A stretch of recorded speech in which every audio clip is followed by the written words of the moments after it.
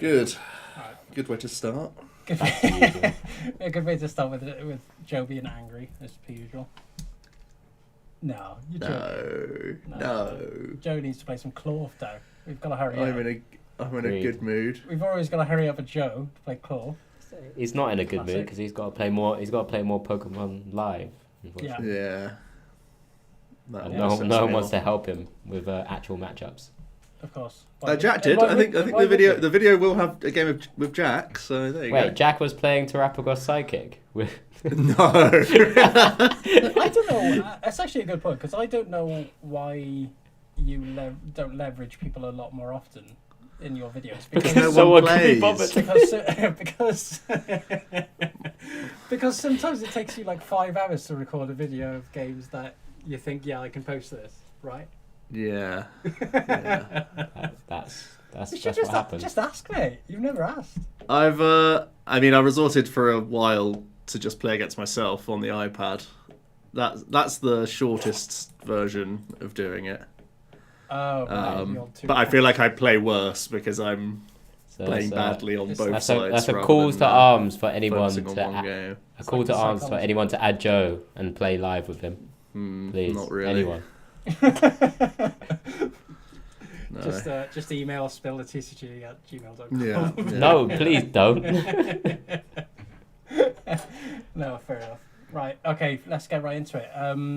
Welcome everybody. Welcome back to the SpilltheTeaCG podcast with me, Benjamin Ramiotti, and my fellow co-casters and co-podcasters Alex Dow and Joe Bernard.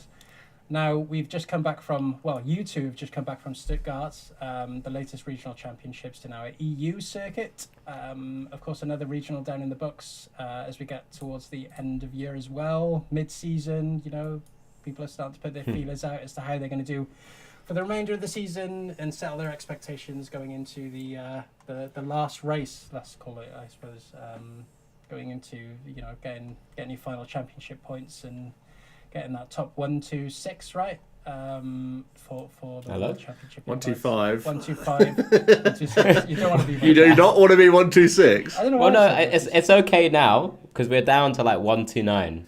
I think based on our automatic invites, or maybe more. Okay. Now. So I am right. Oh, you're right. Yeah, I am right. Well, no, they strip you out of the thing, don't they? So, well, I guess that as long as your points is high enough, but it gets passed down to the next top 1, 2, 5. 1, 2, 6 is wild. Never listen to Rab. All I'm hearing is I'm right, technically. So. Sure. Yeah, we'll carry on. So the poor person who ends 1, 2, 6 now. Yeah, exactly. So, Dow, both of you would have had a very different experience from each other. Joe, of course, you were playing, while Dow, you were on the mic, on the commentary box. So, let's go through a little bit of a summary of the regional as a whole. I think, Alex, you had more of a bird's eye view, of course, than Joe did. So how do you think it went? Yeah, so as you've already mentioned, I was one of the casting team members for the weekend. It was a lot of good fun. As always, we try and make it as quite unique as we can. So what we try to do, and I know Ben, you can attest to a lot of this as well, often is we'll try and not re-show the same decks, or maybe some of the decks that we would have shown before as well. So day one, we ended up with, I think it was 12 actual unique decks on stream. Yeah, that's good. So obviously it was still decks that were doing well in the tournament, and we tried to get everyone involved as well. So we had some interaction with everyone who was watching on Twitch and things like that. But that made it a lot more fun for us as a casting team, myself as a player, us in this format as well, go for Stuttgart Regionals, and what we kind of started to see with Sacramento. And I think sets the sort of foundation for the rest of this format as well, it being very wide, decks coming out of or back into the meta from out of nowhere. And will there be really a dominant deck at the moment? It's open to discussion, I suppose, but not something I probably would expect. But yeah, just had a lot of fun with it. And we didn't even show Miraidon until day 2. Or did we even show Miraidon? I don't think I can't even remember. I don't even. So Joe, you were playing the event. You were on the front line, more or less, on the tables. How has the event gone for you? It went okay, yeah. I got top 128s, played Miraidon, very similar list to the previous week because it obviously did really well in Sacramento, and then I had to do a video on Miraidon because it did well, and because I basically just jump around decks at the moment, don't really have the motivation because I'm not chasing an invite because of commentating gigs and stuff. I don't have the same motivation as like a true player as I used to, so I really just like flirt with decks and play them for a couple of days and then move on to the next one, essentially. Which meant that because Miraidon had done well, and I've played Miraidon before in the past, it was an easy one to just like, I've played 10 games of it, I know what it's trying to do, and I know it's a consistent and powerful strategy, so let's just lock it in. Only made like a couple of changes to the deck, but like you were saying, Alex, you were able to show 13 or so different decks on day one and throughout the weekend. I faced in my 12 rounds 11 different decks, so yeah, it's a true representation of the field in that no one knows what to play, and there probably are about like 20 decks that you wouldn't be like shocked if someone told you they were playing for the weekend, which is pretty crazy. Like my day one went 6-2. My losses were to a Gardevoir and to a Klawf deck. I feel like the Klawf deck had a tough rub of the green. I had to make a tough call in game 3 against them where I prized 2 generators, so I thought I needed Magneton, so rather than feeding a 1-prizer, which would then not help me anyway later, I tried to tank with Squawk, and they just found a way to attack me turn 1 for 2 prizes through resistance, which was annoying. Which I, like, having played more of the Klawf deck now, I know how much of a high roll that was, which is a bit annoying. But because they also didn't even have to use Forest to try and get there, they just, like, naturally had the stones on me, which is a bit of a shame. And the loss to Gardevoir, again, I got like an easy, quick win, then lost when they set up, and then in game 3 they had to do like a panic Iono turn 1 rather than Arven for TM Evo, but then they just Iono'd into Evo anyway and were able to play the game. They told me at the end that they didn't play any candies either, so if they don't hit off exactly the Iono, they just lose on the spot and can literally never win the game. But I don't play Vacuum, and I think that's the card you need if you actually want to beat Gardevoir consistently. But because the format is so up in the air, like, what's the point in teching for one deck? You know, it doesn't really make sense. You can't tech for 11 different matchups. No, especially this deck that wants to just be as streamlined as possible because you want to go first with Miraidon and basically you just want a ton of energies, right? You want to condense your deck down to just lightning energy and boss as you go through the game, and that's essentially what you do every time. I do think the Magneton makes this deck like really real. I think since Flaffy, the deck's been like maybe well positioned at times, but not on a high power level. And now I think Magneton makes it a high power level deck once again, in that you very much can make a game plan of hands plus final attacker. Sometimes it's the third Iron Hand, sometimes it's like a buffed up Raikou because the bench size, sometimes it's Raichu. And that's actually like very reasonable now. So yeah, I enjoyed it. On day 2, it was a scuff day. It was mostly me like donking people or they bricked into me. And I had to scoop to a lax, and then I made a huge mistake. Then I made a huge mistake. Well, yeah, it was in round 1 when my top cut run was over already because I just made a huge I got a DPL for trying to tandem unit with a full bench. They area zeroed me, and I was like, oh, cool, I can just tandem unit out Pikachu here. But no, that's not how that works. And also they didn't attack me despite getting Pidgeot double Noctowl out, and that's like, so like I had told myself as they were taking their turn that they're definitely taking a KO because they've just searched their deck for 5 cards, but they still had to end up passing into me, so I didn't actually have a free bench space. And then it got even worse because I Ultra Balled away a boss, thinking that I could still free up my bench space and use Bundle. But I prized my Magneton, and I forgot that because I had an 8-minute judge call about this stupid thing. So I completely threw the game away, which was really, really embarrassing. I don't think I've ever heard you ever getting a DPL. I don't think I've ever... It's pretty rare. I'm normally pretty on it, I would say. It's very rare that I have like game state errors. But that was really, really dumb, and it was like such a specific chain of events that happened that made me play so weirdly. But yeah, it was so like extra as well. I didn't have to do any of the stupid actions I did. I could have just announced boss and then been 4 prizes up and done nothing with the rest of my hand. But even then, I would have just got to a game 3 against Terrapagos where they're choosing to go first, I would imagine. And I think that's still an uphill battle for me. Sure. Because I have to get everything. all the time, basically. I have to hands, then get a Raikou KO, then get another hands KO probably, which isn't always easy. And they can still do the Briar 4 pricing into me, so... went 8-4. Deck's pretty good, though. I'm surprised more Miraidon weren't, like, right at the top, to be honest, because I do think the deck is really strong. I was just going to come on to your deck choice, because I think the conversation on everybody's lips was whether you're going to play Conkeldurr or not. And I mean, you ended up not picking it. So I was just about to ask if you were still proud of your choice with playing Miraidon. Well, I mean, I can't hate on it too much. I played low rarity supporters because my max rarity supporters are genuinely in Conkeldurr right here. So I did have it. Look, I even got the hassle out of collection just to do it. So I did have max conk ready to go. Are they reverses as well? No, it's not full max rarity. I don't ever go full max, but supporters I do now and again.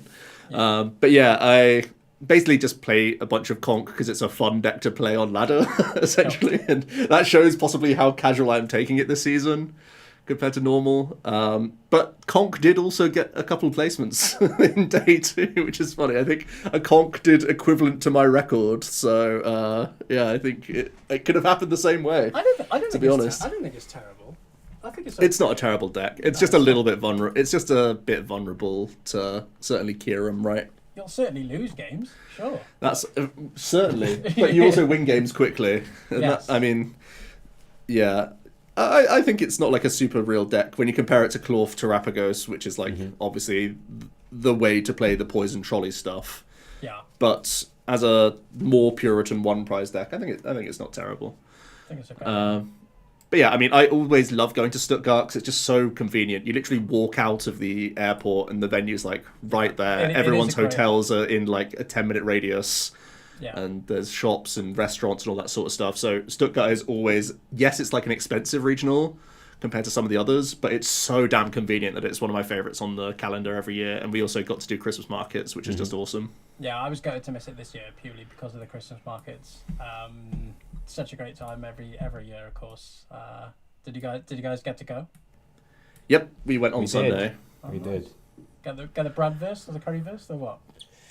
We did like a steak thing, didn't we, Alex? What was it? It was like a pork steak, marinated steak sandwich. I was so hungry at the time, so it was perfect. Yeah. And then we had some lovely Glur wine. Also had Glur wine with amaretto, which was incredible as well. The one with the it's got a mill. It's got like a windmill, as you call it, the station. Am I thinking of the right one? Where you can go up the windmill. It's not a windmill. It's like a Ferris wheel, right? I thought it was a windmill. I don't know why. Windmill. It's like a windmill. Well, there's a tall building. You got a platform at the top, and you can go in the bar. And you can have there is a couple of small things like that, but I don't think it's as big as I think you're remembering. I maybe think of. I don't think I'm mixing it up with anywhere else. We've definitely had drinks like on one of the higher floors of that little thing that they erect, though. Yeah, it's a windmill. It's not a windmill, but it's like a 3-story, just like grotto type. Let him have it, Joe. He's remembering. He's tired. Yeah. It's a windmill. It's a windmill. Meet at the windmill, yeah. Windmill, 8 o'clock after round 9. Sharp. So Alex, I know you touched upon just a bit of a summarization of the event, but did the event go according to your expectations going into it? You predicted Zard, right? You predicted Zard as your deck for the weekend. So I had a pretty good prediction. So my predictions going into the tournament, as we do as casters as well, was normally a deck choice and a card that we think might do well as well. So my deck choice for the tournament. I'm not saying it was necessarily the best play per se. I mean, it's kind of contradictory about whether I think it will win or whether it's actually the best play or not. But I just felt based on the swings and roundabouts of how our format typically goes, especially with Miraidon doing well, despite it actually being a lot closer to 50-50 now because of things like Magneton. I just felt Charizard's was pretty well placed. Regidrago numbers should theoretically go down with some of these decks that actually started popping up, which means things like Charizard start to tend to do well. And that's just the kind of thinking that we all go through as players, right? We try and assess what the metagame was before, what's been, I guess, been hyped up on the internet, on YouTube or whatever content creators are working on at the moment as well, because then there's more hype behind certain decks.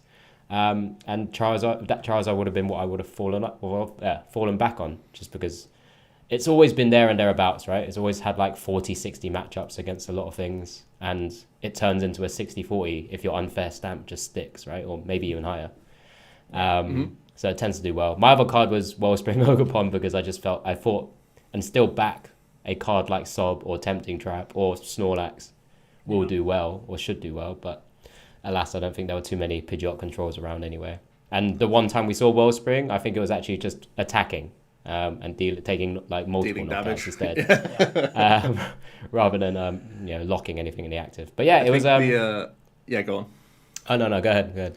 I was just going to say the Klawf deck is like the new Lugia. That's a deck that's really good into control, which I think is a funny narrative, in that everyone thought going into this weekend that Lugia was leaving this big hole for the format to like adjust.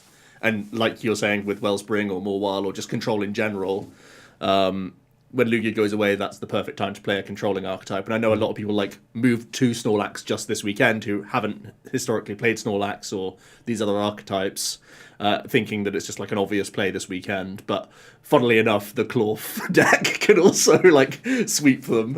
So that's pretty interesting. Yeah, I guess it's a weird one, right? Because don't they also fit in a Petron as well, usually? Yes. Yeah. Which is just another way to just kind of cause chaos, right? By sticking the other Petron in the active, just poison and just let things tick over. That's exactly why it's a terrible matchup. Yeah.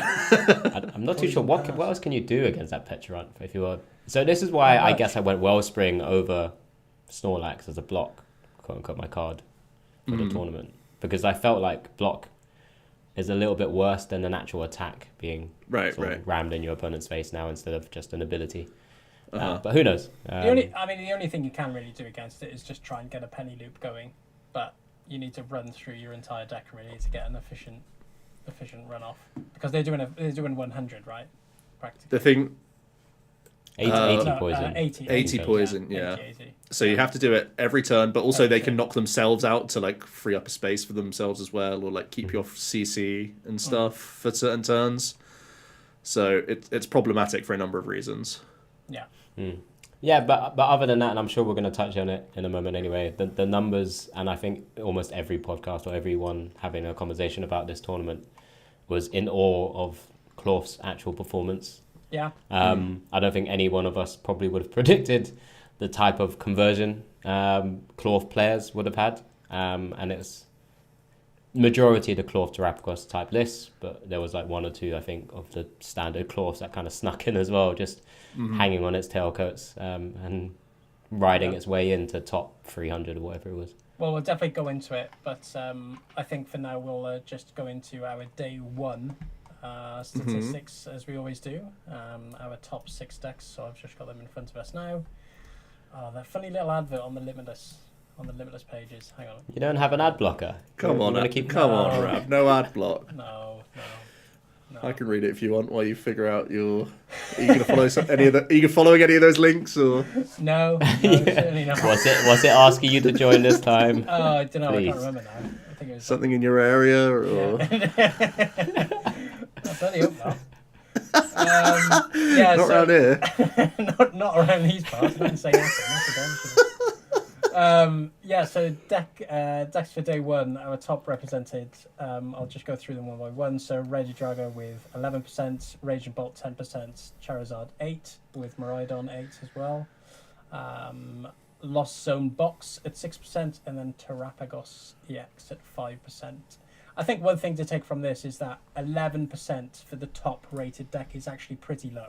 I think one thing looking at the day two in total, kind of all the lists and what decks are represented, I think we've touched on it a few times now, is how versatile this format is. I mean, Joe, you touched upon 11 different decks that you played day one. Well, this graphic just goes to show that, as to how kind of unpredictable this matter is.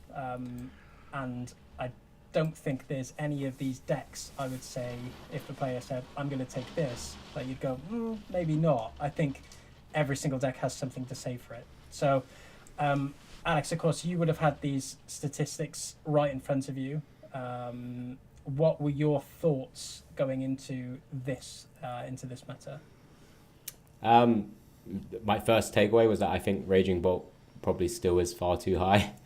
Okay. If anyone's reading into sort of the data and sort of how people convert and how it generally performs, I would have thought more people would convert from Raging Bolt to something like Miraidon, to something like Klawf, these other sort of quote unquote beat stick decks or archetypes, or even Ceraloo GX. So they wanted something more fun, fun to play as well. Otherwise, it's everything kind of what we expected. We saw with Sacramento that, again, we saw a few decks that we knew were going to come up, Lost Zone Box because of the Pikachus and things like that. Terrapagos probably still a bit of a surprise because I think people had this idea that Terrapagos had a bit of a tough time into certain matchups that were sort of becoming a bit more popularized as well. Things like Klawf, for example. But yeah, I mean, Miraidon stocks are high. Joe played it because it's such a good deck now. Saw how strong it was in Sacramento and things like that. Drago still is probably the best deck in the format by a very, very small margin, but it's probably because you can change like 2-3 cards to maybe have a slightly better time into a certain field. But again, you need the format to keep rotating and evolving, and we'll just kind of get there at some stage. You can see why Regidrago is so popular right now, being that kind of versatile attacker that can play, the kind of these large amounts of different Pokemon that you can attack with for your different matchups, and with so many decks being played, you can see why it's doing so well. Joe, was there any surprises for you? I mean, Lugia died. It was like the third. Like, I know it was already being less played from Sacramento, but it was still day one of the graphic. And now it's not even on our best of the rest, so it's gone from like an easy 10+% deck to like 3 or so percent. 3.1. Yeah, there you go, Alex. Alex has the actual data. Yeah, and that's crazy. I feel like that's probably the lowest we're gonna see it dip, because I don't think, once again, like Miraidon cooled off a bit this weekend, and Pikachu Lost Box is still just sporadic. It's not really going deep enough into tournaments that I think Lugia could still like come back to be a 5% deck at least. But because again, looking at our top 6 in popularity, it's not horrific. There's enough things that you can dodge, and like you said, Rab, because there's so many decks that someone could conceivably play right now, Lugia plays its own game plan quite well, which means when you're facing lots of different archetypes, you can take that loss to the one that happens to be bad against you, and then like you're imposing your strategy on so many decks in the format. So I wouldn't be shocked if this was the lowest we saw it, but seeing it literally just be like, not this weekend, for pretty much everyone, was kind of interesting. It's really interesting because the psychology around it, because what I always think when I'm picking a deck for a big tournament is thinking, okay, if 3 out of 9 of my friends are playing this deck, out of those 9 rounds, I'm expecting it to play this deck at least three times effectively. Is that how you come up with? Is that how you metagame? No. Let me rephrase that. I'm going to cut that out. Right. No. Okay. More cuts, are we? No, that stays. So the mentality. Go on, Rav. Continue what you were saying a second ago. Yeah. The mentality around it is really interesting, because if I'm going into a tournament expecting one particular matchup that is terrible, of course, I've lost my point now. I've lost my point. We'll just go into the best of the rest, day one. I'm so tired. Right, best of the rest, day one. Joe, I'm going to pick on you for this one. We've got... Let's just go through it. Gholdengo, 5%. Dragapult, 4%. With Roaring Moon, Gardevoir, and Ceralege, and Snorlax, actually, at 4% as well. Yes. One thing... Actually, just before I ask you, one thing I'm surprised about is that Gholdengo is actually still low. I would have actually expected this at least on the first graphic. I mean, I don't think 5% is necessarily that low, I think it right? trades prizes so well. I don't know. I mean, that is what it's trying to do. It's literally cheesing as well. If I just go back to those day one decks, I think, other than maybe Raging Bolt, I think it arguably outtrades all of these, apart from maybe Losso Box, I suppose. But I think I don't know. I think it trades two for two better than these. Well, where it doesn't trade is am I speaking ball up or? No, all of these decks cheap prizes. That's our format is ridiculous that we have so many decks that have so many ways to cheat prizes and so many different aspects. Like the thing about Gholdengo for me is that your like opening hand odds are quite low, which puts me off the deck. That's like the one thing that puts me off the deck, because you're always thinking like, as soon as I get to those cheese strings, I'm cooking. I'm like all over the show, and I can't lose. And I give up that one, and haha, I'm attacking 3 times, and that's the game. Which is obviously what you're trying to do into a lot of these decks. But you have to remember, like, a lot of these decks can also just briar through you. So you're just like a bolt in many ways.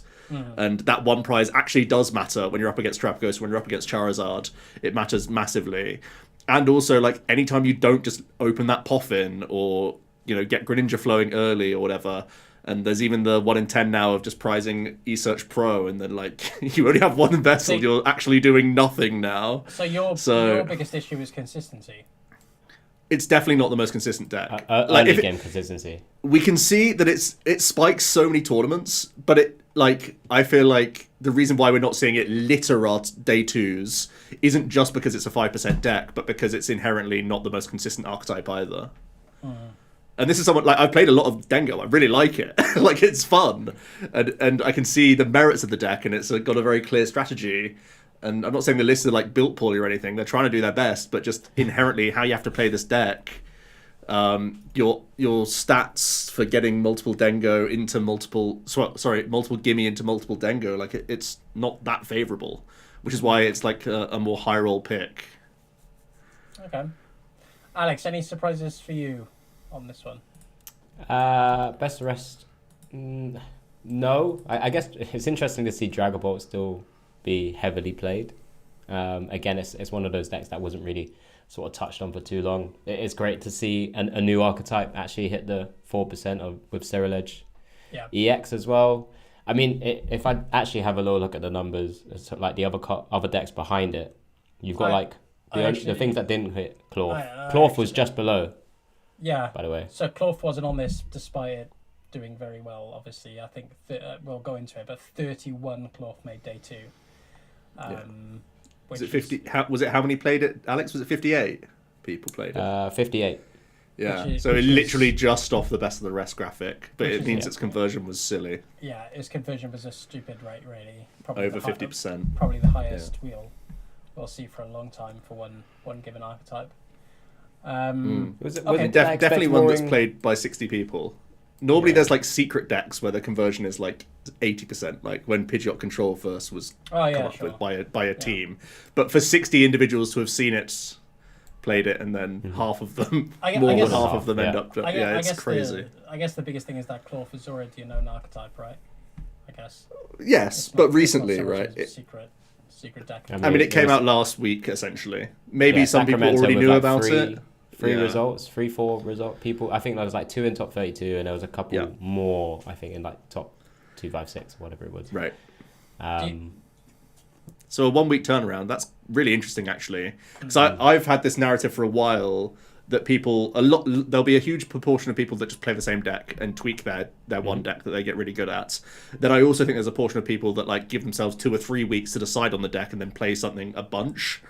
But seeing this insane conversion and like the complete falling off a cliff of Lugia, for example, is that there are a number of players who are willing to make a change like 4 days before the tournament and just say, these handful of games I have on ladder are enough for me to feel confident changing a deck. Maybe that's more in part that the format's gone on for a while and Sparks makes changes, but not so radically that you haven't already play tested like 5 things to have in the back pocket when you need to make a swap. But I found that quite interesting when I felt like the narrative has been quite different for a while, in that mastery of one deck normally leads to the best results. But now it feels like, certainly for this tournament at least, like bandwagoning was quite popular, I think. I think it was definitely interesting where we just like having caught up with a few of the top players playing Klawf who jumped on it. Nico didn't want to at all. it's not his kind of deck. So he literally was just like, I can't believe I'm playing this. Explicit words. Rahul was like, yeah, I messaged Richard Yano, is that his name? Yes. Who played it, and was just like, he just got a full download. So he was like, yep, locking that in. Apparently, I think it was either Richard or Patrick. They had like a 14-page document of like every matchup, and Richard sent it to Rahul. There you go. That was like Rahul's Bible, essentially, that he said for the weekend, which was brilliant. And then I'm pretty sure catching up with like Robin when I could as well, obviously, who made top cut and lost to Palkia, and I'm sure we'll cover in a moment as well. But he was just like, yeah, the deck's great, it was busted, and it just needed a few tweaks, and that's kind of now where a lot of people are kind of using as a bit of more of a baseline as well. So it's interesting kind of hearing different angles of people choosing the particular deck to actually bring to a tournament like this.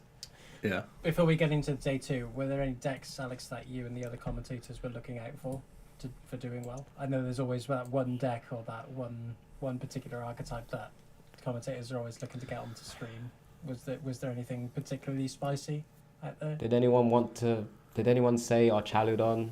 I know it's quite topical. I think Amy was actively not speaking its name as to not give away what Ethan was playing.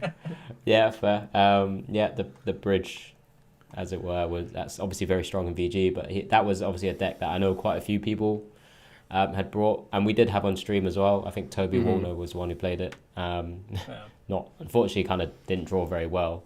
That's the deck. Exactly.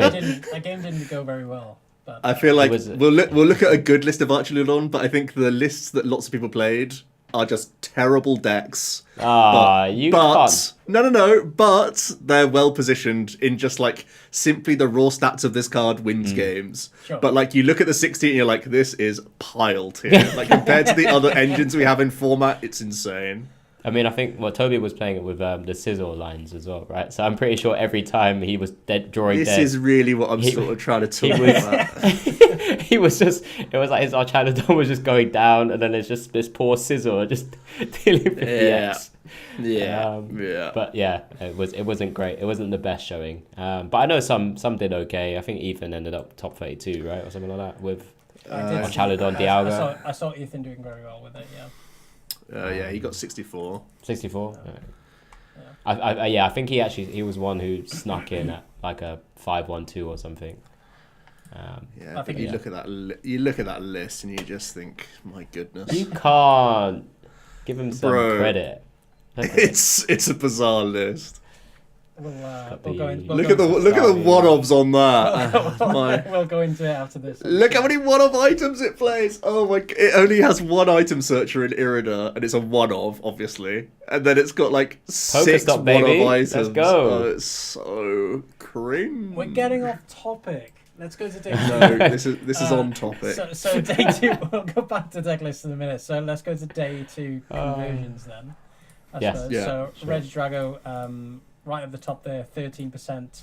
Klawf then coming in at 10%. Charizard 10. Terapagos 7. Raging Bolt and Snorlax 6%. Obviously, we've spoken about Klawf having an insane conversion rate, not even on the graphic, not on anybody's maps, coming into day one, but then day two, all of a sudden storming ahead, getting above even Charizard in that second place and just below Regidrago, which we've already established is possibly the best deck in the format so far. So I'll go on to Joe first. So being that Klawf was the second place, do you think it was just a case of picking the right deck in the right tournament, or do you think that I think its power level. I think its power level is pretty high. I think it's definitely a high tier deck. It can be fragile at times with its engine, in that you're very Fez reliant and you're very Fish reliant, and you only have so many ways to find DTE, which has been my main problem with it. When I've been certainly when a stadium's been bounced and your actor's been KO'd, you're like having to find stadium stretcher DTE, just like carry on, and you're like you have like an Arvin and a Fez, so it's hard to make it all come together sometimes. But I do think like it's a very good just once again racing deck in that Klawf is a really annoying one prize option. Terrapagos previously had to pass every time it went second rather than attack.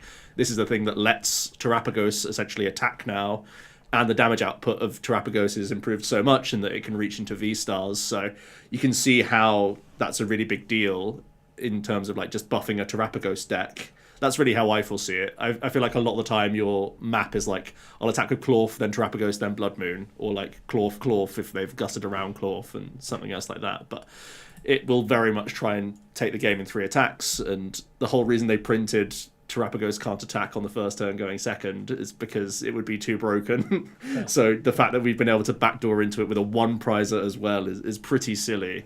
So I do think that power level is there.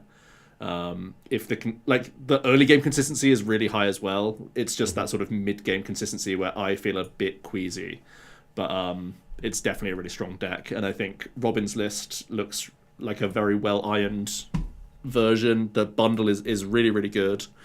The Genesect, I know he anecdotally said to us that he thought it was like really helpful and good, and he had floating tools, so why not? But especially with Charizard winning and getting both in finals, I would probably cut the glasses, go to Cobalion, and then also cut Genesect, because then you just have less floating tools. And then I would just turn the Genesect into... I'm trying to figure out that final spot, whether I want it to just be like a second Lotto or like... Honestly, 1 tracking shoe. I just want something. That sounds tragic. A spec tracking shoe. A 3rd Ultra Ball. Like, I just want something in the deck that's doing more for me than Genesect, which is like this nice card that comes together when it comes together. Whereas like I'm looking at my opening hands all the time and I'm like thirsty for something better. Also the single prize Regidrago that I know Jesper played and a few other people played it is also really good in that you can promote Regidrago, use that, then Fez afterwards, and it actually feels like you're getting back to a substantial hand. Actually have an engine, yeah. Yeah, so those are the main things that I would change with the deck, but it's definitely like real. I think it's 100% a real deck. It's not just going to be a 1 tournament wonder, I don't think. Yeah, fair enough. And Alex, you touched upon Regidrago being possibly the best deck in format. It's certainly still showing it. Is there anything that you think that can really, stop this deck from being a menace to the format? No, but you've already mentioned it. It's just a deck that's able to... I mean, it has a core, I don't know, like 55, 56 cards now. You're tweaking its attackers. You're including maybe an Alolan Executor EX if you choose to do so. It's probably going to revert back to something like Sinnoh and combine that with the typical Sinnoh Iono plays. It obviously came out because Lugia was coming down in stocks, but now with Klawf and Terrapagos still doing pretty well, it kind of needs that little buffer 1-turn Iono play to actually kind of combat that sometimes as well. If Joe's saying that one of the toughest things is grabbing a double turbo NG, why not make it even harder by playing a Temple of Sinnoh? It's really funny that Drago's cut jamming and Sinnoh for the most part to play the egg, and both of those things would be really helpful into Klawf. Exactly that. I mean, I think I saw a couple play like Pokestops, right? Again, just to kind of churn through the deck and trying to get to particular items and maybe discard some dragons and so on. But no, it's always going to be there and thereabouts. It'd be surprising if it doesn't continue as the top most played deck for at least some time. I think it came top 16 at the highest placement. At this tournament, in the winning him against Nico, wasn't it? I think. Yeah, it's one of the first times in months where it hasn't made a top 8. Actually, I think throughout all of Stellar Crown, it at least got a top 8. I'll fact check myself, but yeah, like obviously the weekend before it got like 4 or 5 spots in top 8. So yeah, pretty crazy. And one deck just a good deck. One deck that we've and lost. It did win. It won seniors as well.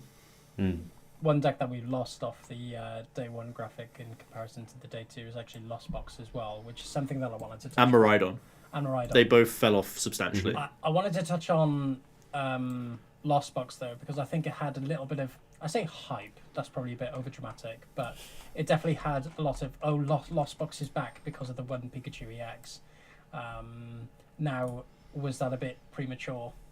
Were people a bit too naive to say that Pikachu EX would put Lost Box back on the map, or Is it just I don't think so. It just Yeah. doesn't change the fact that you're still bad into Drago, right? There's still the glaring bad matchup. Yeah. There's still Dust Noir decks that can still like make the fact that you again have this like 1 prize into 2 prize board, and your engine is still a bit yucky, to be honest. I think that's the thing, because I saw a lot of people saying, "Oh, Lost Box, it's back. It's back because of Pikachu EX." But I thought the threats are still there. It's not changing the threats that are still out there in the meta. It's not changing the fact that, like you said, there's still Dusknoir running about. Kyurem is still being played by Regidrago, even though Lost Box may not be as high in the format as it is. I mean, Kyurem's just good in general, but it's a simple case that if you look outside of Regidrago, it's got a pretty good matchup spread away from that 11% deck. It's too dangerous to play for me, Lost Box. It's kind of the same way. If you listen back to anything that Miloslav had mentioned around his LASC run, I think he was not super comfortable necessarily taking a bad matchup into Raging Bolt, but that was one matchup he kind of foregoed and was just like, as long as I'm better into the rest of the field, and it's only just that quote unquote more janky deck that he would typically kind of call, he was happy with that, and even then, being able to just kind of play that going second deck and getting that Clefairy active. There was no Iron Bundles. It was, it was only Boss or Prime Catcher or just kind of Pokemon catchers, flippy coins. He's willing to take that risk. So there's people who were able to, and I mean, it did okay, right, in terms of performance. Top 64s was mainly its position, I think. But yeah, it's always going to be kind of pushed down because of Regidrago in the format. That's the reason why I think we're going to not see it top cut too often, maybe not even at all, is that you just know that there will be Dragos at top tables at the end of the day. So like they will be your winning in and you'll be out, basically. I think, but the deck's still obviously a high power level deck. Yeah, no, fair enough. Right, let's go into the best of the rest of day 2 then, before we get into some of the stats and some of the deck lists that were featured. Ancient Box actually making a comeback. Really good tournament for that deck. Forgot about that coming into this. And then, of course, Roaring Moon at a 5%, sharing that with Lost Zone Box, Gholdengo, and then Miraidon with a big fall off at 3% with Archetypes also at 3% as well. But yeah, I think the big news on that front was, of course, like you said, Joe, just before Miraidon just getting off of that day 2 graphic in comparison to day 1, but then all the way down to 3%. I'll just remind myself of the stats. So there were 10 making day 2 in 128. 128 originally. I'm one of the 10. You are one of the 10. So together we stand. Me and 9 brave souls. As one of the 10 brave soldiers left. Oh yeah. Day 2. Do you think there was any particular reason for the massive drop off? It's just how difficult to play Miraidon. No.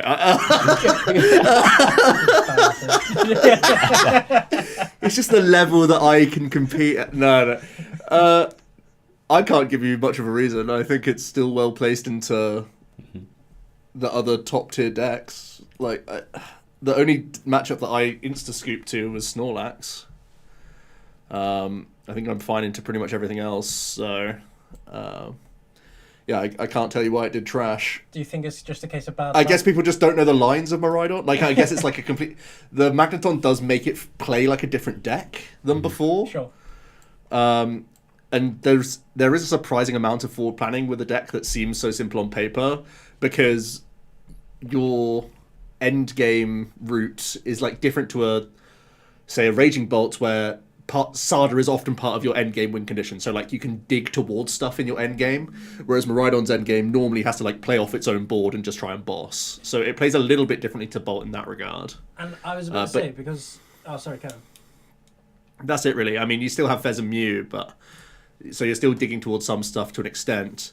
But also, like, I was a lot of the time just holding generators so people can't pick off, like, rather than playing them just so that I could bank energies for plays later. Like, I remember in a lot of situations I would, like, have 3 generators left in my deck to be my, like, push at the end game when I've thinned basically everything else out of my deck. So there's a few nuances to the list, but in terms of metagame, it feels fine, right? I don't think there's a concern matchup just because by virtue of you having good damage plays and hands, which I did a few games. I was actually wondering because a friend of mine, Mike, took this to a challenge on Sunday. Took Miraidon, and when I was watching him play, I was thinking how different this the strategy is of Miraidon now in comparison to what Miraidon was originally.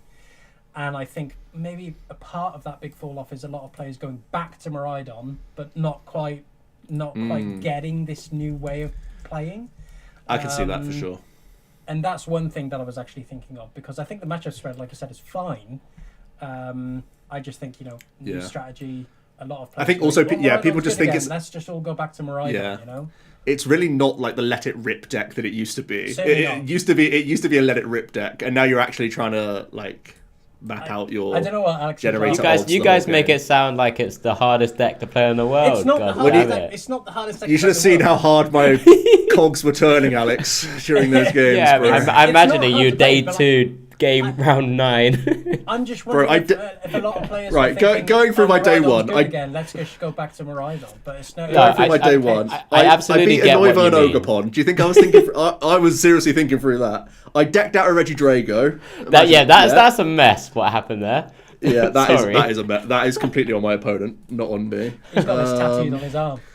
I should have lost to a lost box, but they bottom decked 2 gates, which was pretty good. Every tournament. I high rolled Owen Cammerman as well. Never should have won that. Oh game. yes. So really, I should be 6-2-6 or something. I shouldn't have gone 6-2. I should have lost all my games actually. But he played perfectly, so it's fine. I should be with the other 118 people.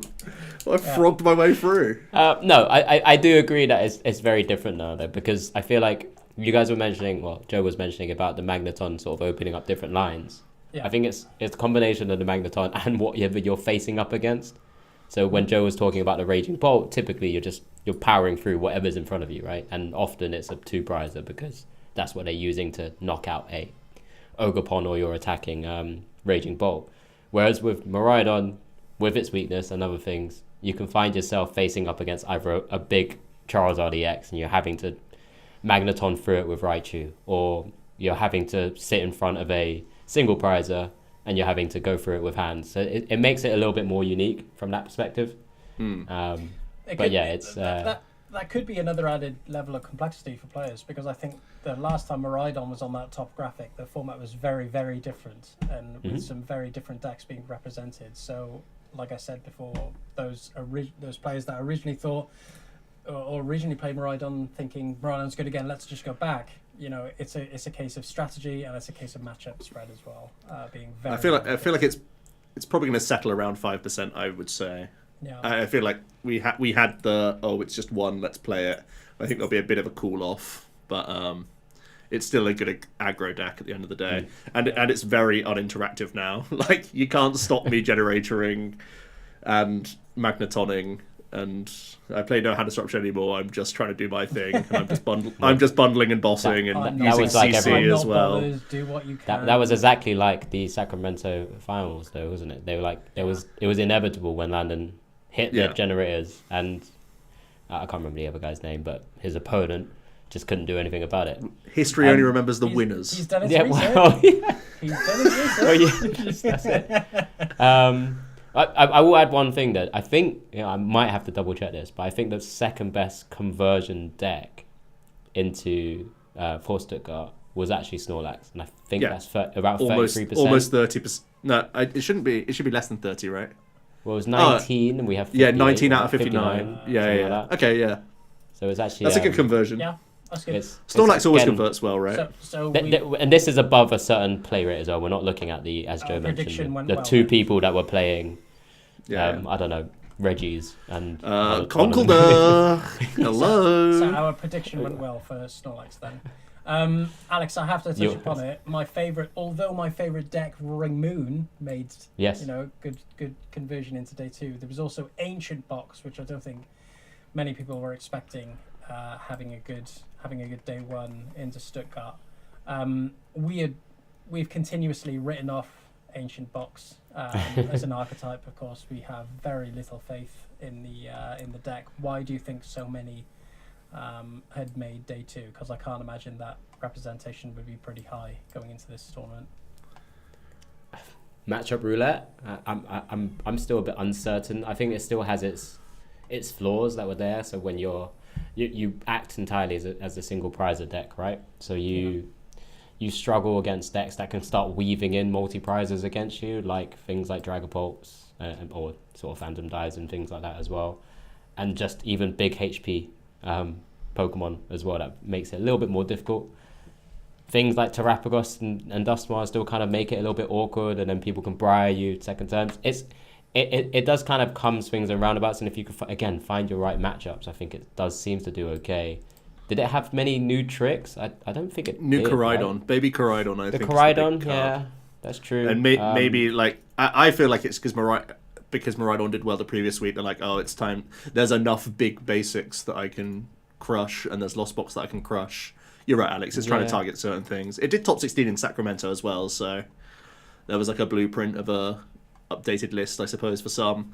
Yeah, but so it's as you'd expect. It's mostly gravitating towards the 256 to 128 range, right, for the most part, because it will inevitably fall on its face at times, and it's a slow deck, and it will also hit some pretty grim matchups as well at times. It still just struggles with an engine, right? I think. Yeah. Big time. Whatever's happened with Awakening Drum, is that still a thing? I think most play box now. Yeah, most play Secret box. Most play box.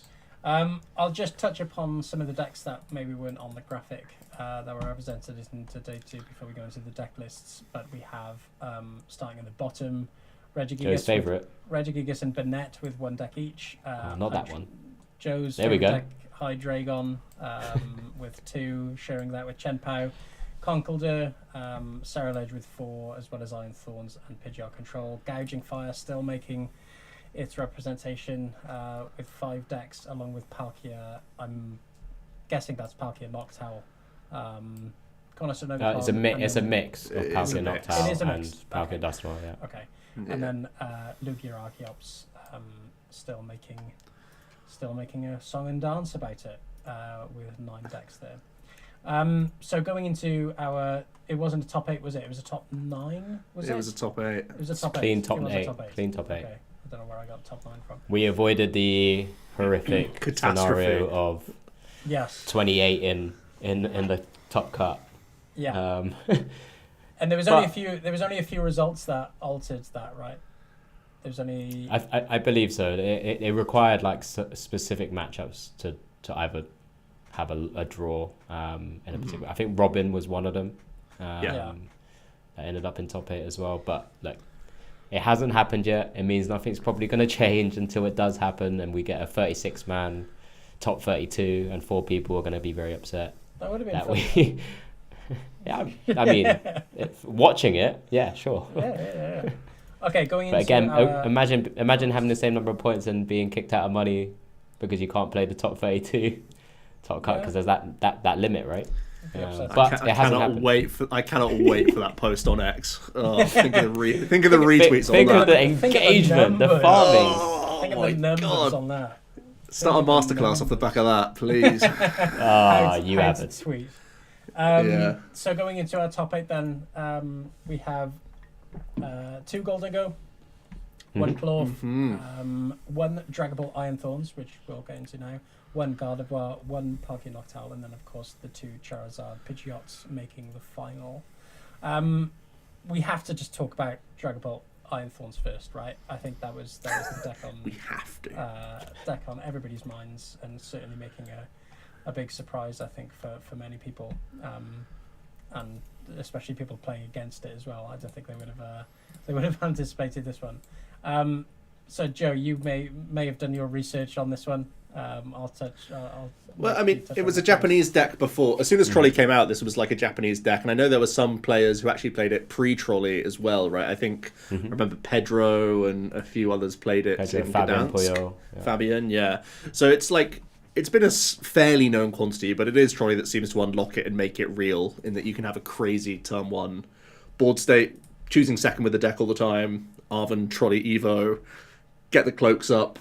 Hope to grief people with Iron Thorns, buy yourself that time. I think Toad Scroll's really smart as well. I think that does grief a number of matchups. I got the Toad Scroll highlighted. Actually a big fan of that card right now. Yeah. It works against so much right now. I would just be jamming it in if I can. And this deck does have the space for it, notably, which is good in terms of bench and just deck space, just about. And I feel like this has been built in a really smart way, in that you're trying to maximize the odds of just that turn 2 Arven, and then you're cycling through the deck with Recon Directive the remaining turns of the game, so you have license to Crisp, you have license to Boss, and use Iono not needing the cards really a lot of the time. So 007. I've only just I've only just started playing around with the deck, and it does feel a bit scary. Like, my opening hands always feel scary, and that if you don't have the full combo, you are very slow, and you're really hoping that initialization is griefing the opponents. But also, I've had a number of concessions online just because they don't have a workable hand.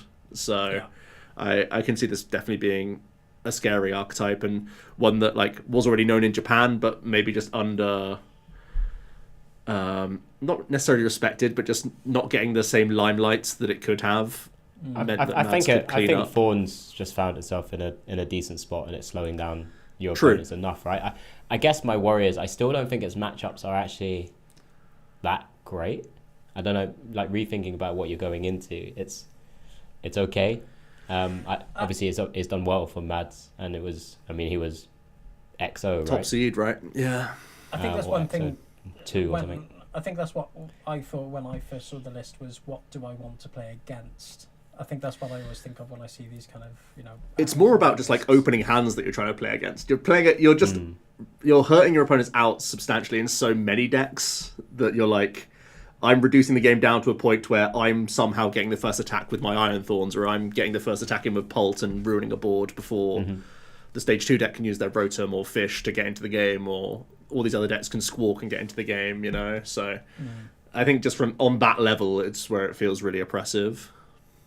Rather than there's a matchup I love to face here. It's more that somehow I've landed in this position where I've attacked first, and I have this ridiculous engine of recon in the back that I'm not going to slow down my tempo now. Yeah, fair enough. So we'll go on to the rest of the top 8 decks. Alex, was there any sort of deck that you were looking to maybe deep dive into? Or should I just give you one?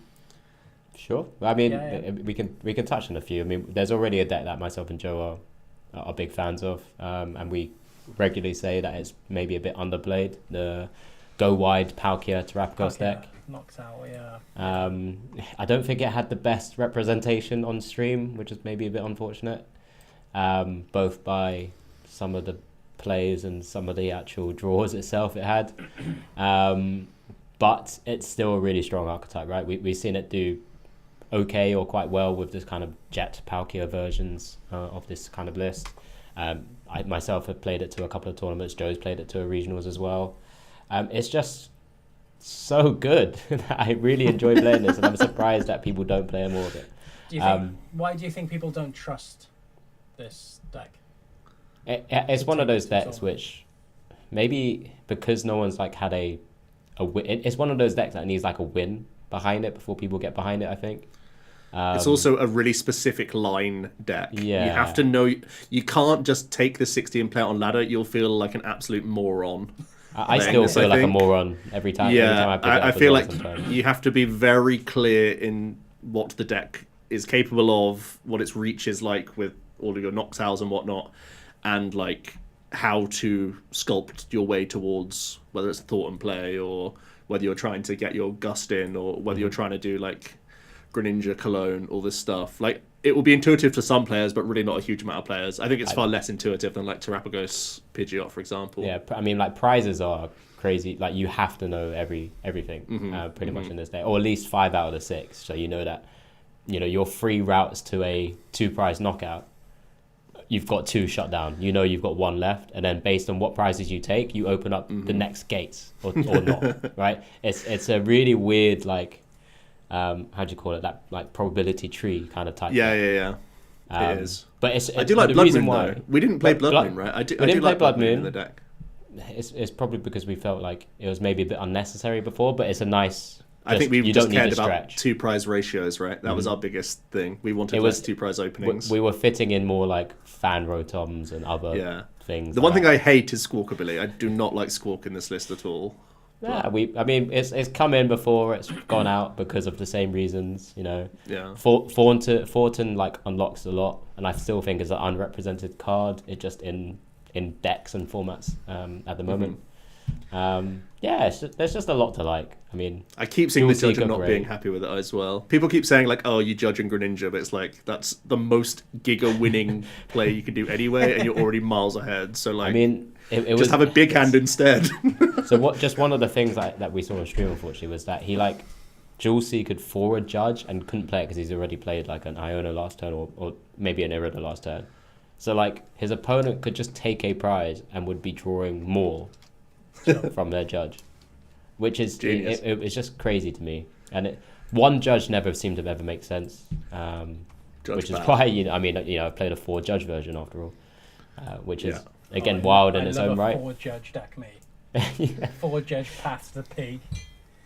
But that was even harder to kind of map out stuff. But yeah, moving on. It's a really fun deck. It's got Draw, Muse, Fez, all of these Dual Seekers. It's got Greninja. It's got, as Joe's mentioned, Cancelling Clone. It's just a nice deck to play. But it's a shame. I mean, top 4 is a pretty respectable position anyway, so congratulations. Yeah. Yeah, I'd like a medal around my neck if I was playing the deck too, but you get a medal for 3rd? Yeah, top 4. Yeah. Get a medal for 4th, right? Yeah. Big time. Top 4, not top 8 though. Not top 8. Top 4. No. Playmats for them. Yeah. So of course we had a final of 2 Charizard Pidgeots. There wasn't too. I mean, both lists weren't that different from each other. No.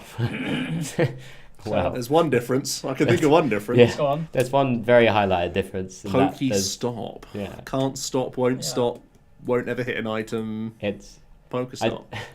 I did respond to yeah, we can go through all of his list first then. I mean, yeah, I responded to Dre Alderet's tweet, and he just said don't play stop in Sard, and I was like, yes, don't spin it if you see it.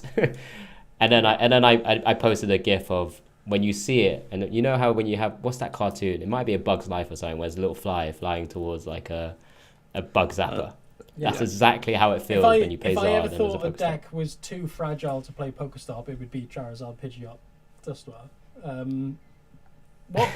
Did any of you get the rationale as to why Pokestop? Yeah, I interviewed him after top 4, and he literally just told me for funsies was his exact words. That's fair enough. But in top 4, maybe he was going to win the game anyway because it was a good matchup in the Gardevoir. And it wasn't like an unfair stamp Gardevoir. So that was kind of unique cards in that anyway. Maybe Joe could have touched on that, but it doesn't matter. But he had a good matchup anyway, but he Pokestopped into the winning cards. And every time he Pokestopped in that top 4, he hit only items. So it was like, wow, this is great. We've got Joe in a really good mood because I've seen the eye roll, I've seen the hype, the kind of snubby hype man, which was his I mean, it's not too crazy, right? This would just be another. It would just be another nest ball and like a collapse normally, right? That's how you normify this list.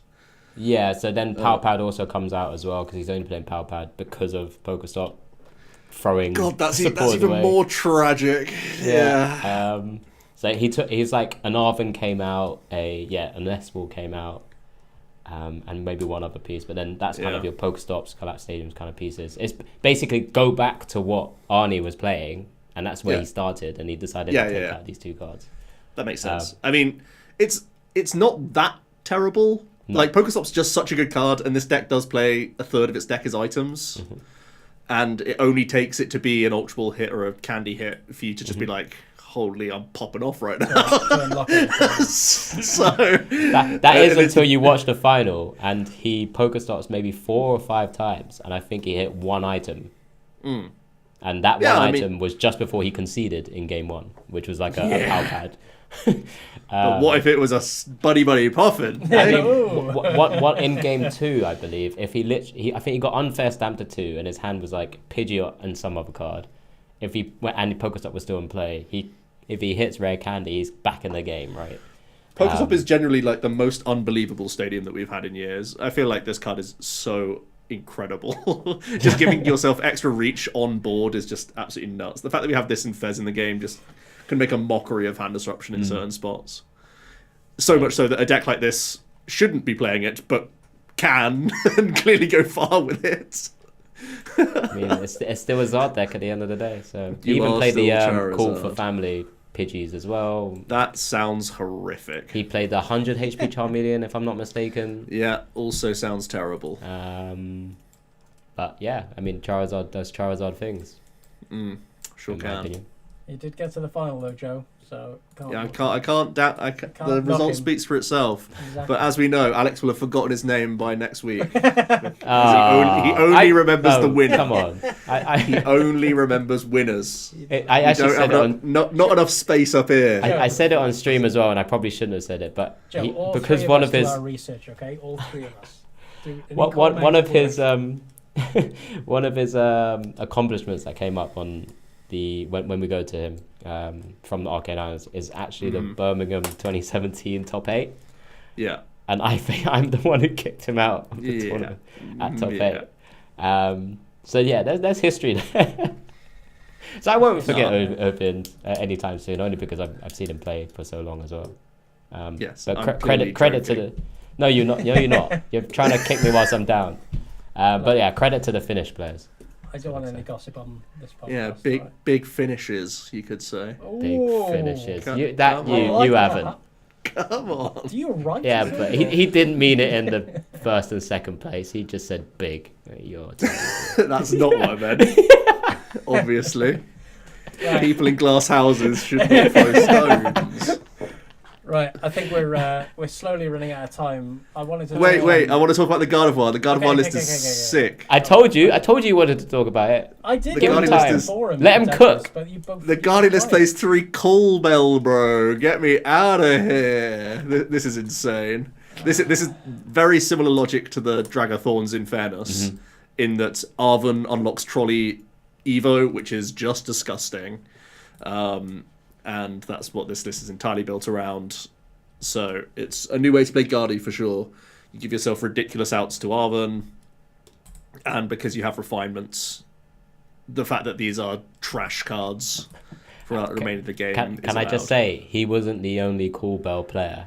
I'm aware. Stuttgart. There's also a Dialga Archeludon that plays it that doesn't have refinement, which makes the card substantially worse. And But they that play- list and they also played played one. 4 gear. No.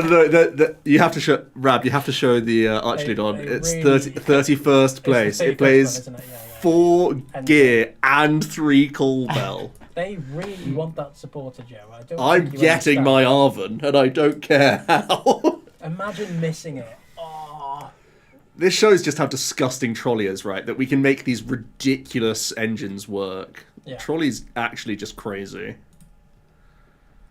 yeah. But yeah, That's the real takeaway. I do like Corbell. I think it's good.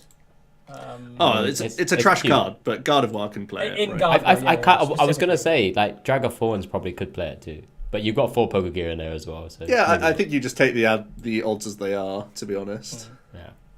Okay, well, moving on. I wanted to touch on Perth and Bogota, but I think we can talk about that next week. But one more thing before we go, of course, right. our European International Championships were announced. Well, the kind of official post for the tournament was posted on the Pokemon website, which I'm sharing right now. We'll put the link in the description as well. The dates were announced as well as when the tickets are available. Wave 1 will be the February the 22nd, and then Wave 2 the next day, February 23rd. 7 p.m. GMT for the 22nd and 11 a.m. PST, and then on the 23rd 9 a.m. GMT and 1 a.m. PST. You do not want to miss that one out. Get your Arcanine up, press that F5 as soon as possible, and as many times as possible. I've always get been that told. ticket. I've been told by a few people that you don't actually have to press F5. It just I do. changes. I mean, I still do. Oh no, But apparently the page just changes to go to the registration page now. changes Or register now. as soon as you get the ticket. Then that's when you don't refresh. No. Then- I actually, from what I've heard, the first splash page whilst it's waiting for it to open also changes. But don't quote me on that. Still refresh. don't make sure you miss out on the ticket. But some people said that This to me. sabotage from Dal. This is insane. This is really There's two next waves. level. You can try it wave refresh one. anyone. Don't Try it wave refresh. one. This is next level. Only refresh 5 minutes after the. Or test it with the other RK9 events just to see if it automatically changes as you enter. And, you know, if I'm Very right, good. great. If I'm not, then, yeah, it's your fault. Yeah, very good. I think I'm actually... Am I on the wrong page? I think I'm on the wrong What are page. you on? You're Am on I on registration.pokemon.com. I'm on 2024. I'm on 2024. Right, okay, let me run that through again. That's hilarious. None of you told me that I was on the We wrong can't page. see your screen. Yeah, now. we Yes, can't. yes. Right, EUIC event portal. Let's go. We've just lost about a retention of our viewers. Yeah. Okay. Didn't I link you Where the are right tickets? page? All good information though, Rab. All Where- good information. Where are the tickets available? Fuck's sake. Hang on. I think you just said it, didn't you? Nah, he No, said that it. was Did for he say it last for year. last year? That was That's for last actually year. outrageous. You've done last year's. Yeah, I That's, did, yeah. that's Hang phenomenal. on. Wait there. Let me Me and Alex didn't question you, which shows that Registration. Okay. we just turn off No, as soon as you exactly. start talking. Exactly. Yeah. Well, same old. Registration opens on December 10th, which is very different to February. That is accurate. 22nd. What? That is accurate. So it opens. February 22nd is the tournament start. Yeah. So December 10th, 9 p.m. Oh. GMT. That's Greenwich Mean Time. So that's 7 p.m. Thanks. for us. So please get your RK9s up still. Press that F5. Yes, but you are right, Joe. February 21st to 23rd in the XL London. That's the date of Very good. EUIC. And there's some good merch as yes, well. there is. Mm. The Good welcome play, package Matt. is brilliant. I'm a very big fan of the of TMS. You're gonna say the cap? Yeah. The caps. What is the cap? It's wild. Have you seen the colour on the front of the cap? It's like, I can see the colour, but is that genuine? I don't know. what's the mon? That's the Is it an Ogopon? Wait, that is an Ogopon, right? I don't know. Is it? Zoom in. Oh, it's an Ogopon that's like just not coloured Yeah, in. it's like, still an Ogopon. Yeah, it's an Ogopon. okay, but in the- fine. in It's the, still a like, wellspring. The kind of ice. Okay. I really like the top 8 map where it looks like it's about to sledgehammer someone. Yeah. With the art. Very So good. that's Just that's another great. reason to top 8. Yeah. Yeah. I mean, yeah, a lot amongst all the other reasons of winning cash money and CP That's up not the something- wazoo and That's not something you have to worry about, Alex. Because What do you mean? Why not? Why not? You've been announced as a caster. Oh. I have, so it's the on the. EUIC. Did you just? Yeah. Ew. I'm the It's yeah. I'm- yourself, Amy, Pablo, Ross, and Adam Skarzig. Yeah. So yeah, that should be a lot of fun. I mean, I did the EUIC last year. It looks like I'm carrying the flag whilst Joe, you're taking a step back from the EUICs for the moment. So good fun. It's a shame I don't get to play another EUIC. It's been a while now. It's going to be a while. And the first one that's going to be in February, so it's going to be kind of cold. It's the end of winter, right? I'm a little disappointed that we haven't heard anything about rotation. I know that the sets aren't lining up for EUIC to be this cool, fun new event, but it seems like we are. Well, this isn't guaranteed, but it looks as though we are going to have like an end of format style tournament similar to LAIC, rather than a brand new fresh tournament, which is what ICs have been in the past. But again, LAIC didn't do this, so I guess dates didn't line up this time around, which I think is a small. I don't know. I think most people like ICs being brand new and fresh. I don't know. Yeah. Maybe people don't like the chaos of it all and would prefer their season to be in tournaments like this where they have more prep. But Certainly easier from a casting perspective. Yeah. Certainly. yes, Because plenty of months of tournaments and formats. but I feel like from viewers as well. Like, Yeah. surely from a viewer standpoint, the most 100%. viewed tournaments are the ones that are new and fresh. And I feel like a cutoff of a rotation is completely down to their discretion as well. So, like, in theory, it could have been a way to force a fresh tournament, even if the new sets didn't line up. Yeah, It but looks we'll like- see. We'll see, right? I mean, there's still some time before they announce anything. I really hope it's different. I imagine they would probably have to announce pretty soon if Yeah. it was going to be, because I don't That's think why we I want to don't leave think it a it month. will be. Yeah. I'm I more don't on the hold side- out much hope. I'm I more thought on the it side would be of in it this won't be. announcement. Yeah, I'm more on the side Yeah. of it won't be, only because you would have thought the news would come out much sooner Mm-hmm. in prep.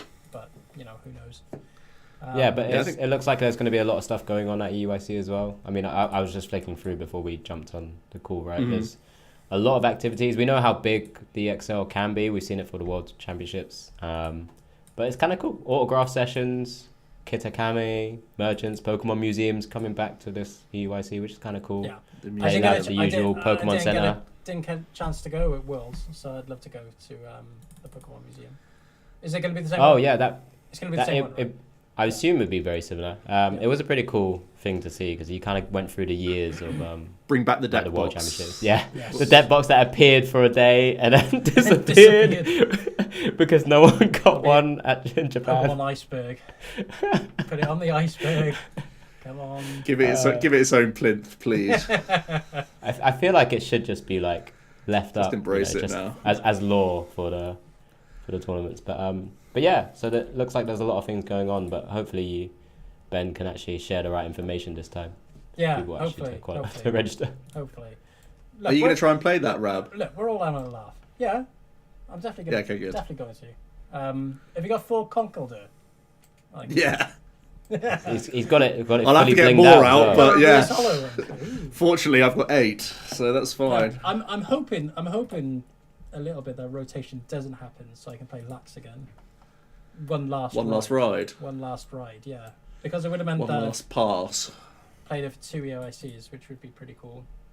But yeah, Would it? yeah. I mean, it was Ben. Pretty- It was pretty Ben bringing cool. Snorlax from the brink of like Oh, death, wasn't it? When it Sure suddenly was. became almost Yeah. a thing again.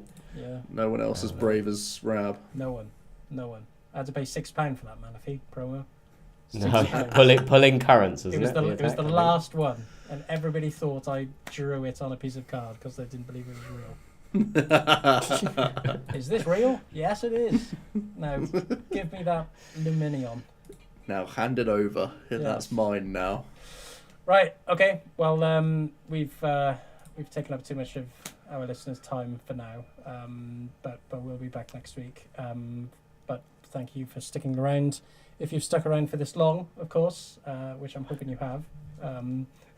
Ending it on a real negative note, but Why are you still here? yeah, It's just because like every time a moment ago you we'll- just like covered your whole face by your spaceship looking thing. Did I? Like in the Oh, corner. sorry. You just like went straight under.